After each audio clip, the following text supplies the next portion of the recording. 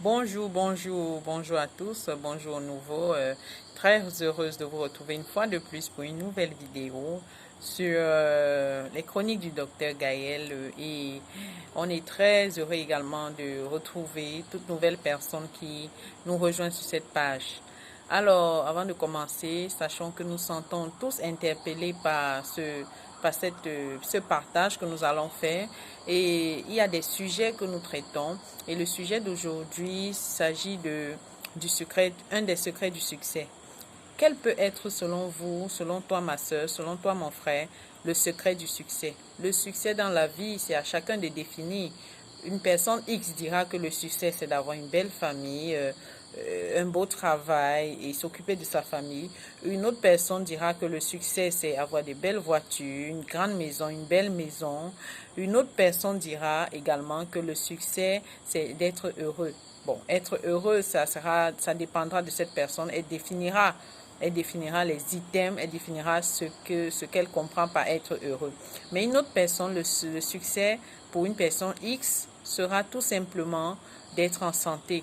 Quand quelqu'un parvient à avoir la santé, la personne X définira le succès par le fait d'avoir la santé. Donc, c'est à chacun de nous de définir ce que c'est que le succès. Mais une des lois de la vie, une des lois spirituelles qui ne rate jamais, selon le type de succès qu'on aura, cette loi concerne la loi du donner et du recevoir. On l'a déjà dit, la loi du don, mais surtout la loi du service.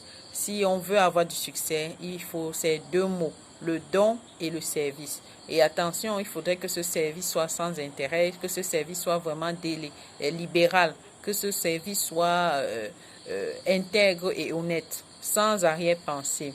Donc la loi du don ici, qu'est-ce qu'il faut? Pourquoi il faut donner? La loi de la semence dit, si on ne donne pas, on ne reçoit rien. Et par rapport à cela, apprenons à donner. Donner, on l'a dit une fois ici, donner ne signifie pas toujours donner des biens matériels. Il faut donner de son temps, il faut donner de son sourire, il faut donner de sa joie, il faut donner tout ce que l'on peut donner pour pouvoir recevoir en retour. Mais il ne faudrait pas que ce don soit conditionné par cette réception, par la contrepartie en quelque sorte. Et le sujet qui nous intéresse, le point qui nous intéresse le plus, c'est, on l'a dit, c'est le service. Apprenons à être au service de l'autre. Qu'est-ce que nous faisons tous les matins lorsqu'on se réveille? Qu'est-ce que nous faisons tout au cours de la journée? Est-ce que nous servons réellement les gens? Est-ce que nous servons notre entourage? Servir ici, des personnes diront, oui, mais j'ai déjà été déçu plusieurs fois. Oui, j'ai accompli tel acte envers X ou envers Y, mais je n'ai pas eu de retour. Non, quand on rend un service à quelqu'un, ce n'est pas pour avoir le retour. Encore moins, ce n'est pas pour avoir un retour venant de cette personne. Donc, apprenons à servir, apprenons à avoir cet esprit de toujours faire le bien, car en faisant le bien, on est en train de s'aimer un bien qu'on récoltera peut-être dans des générations futures, peut-être pas à l'instant T. Donc, ce sont ces deux éléments que nous avons tenu à partager avec vous. Nous allons prendre l'exemple de celui-là qui est, par exemple, dans son véhicule et qui a une roue percée. Et cette personne aura besoin du plus petit que soit pour pouvoir réparer sa roue. Et imaginons un seul instant que cette personne n'avait pas eu cet esprit de pouvoir servir X ou Y.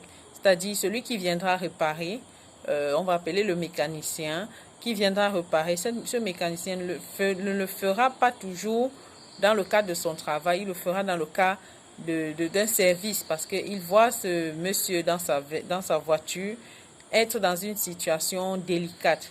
Donc, apprenons même dans nos travaux respectifs, ce que nous faisons comme travail, comme activité, apprenons à ne pas toujours regarder le volet travail. Apprenons à regarder le volet humanitaire, le volet aider l'autre, le volet aider l'homme. Aider l'homme ne passe pas seulement par l'homme, par l'être humain. Aider l'homme passe également par avoir une action dans la nature, avoir une action pour l'univers, avoir une action positive pour notre entourage, pour les animaux, pourquoi pas. Car les animaux font partie du cosmos, les animaux font partie de cet ensemble-là qui forme l'univers, qui forme la vie. Voilà, merci beaucoup pour la vidéo. Si vous avez aimé, n'hésitez pas de partager et de liker la page, déjà de vous abonner, liker la page et surtout d'activer le bouton notification. Nous sommes très heureuses d'avoir partagé ça avec vous et nous vous donnons rendez-vous dans nos prochaines vidéos. Rendez-vous au sommet, le processus est la clé. Merci.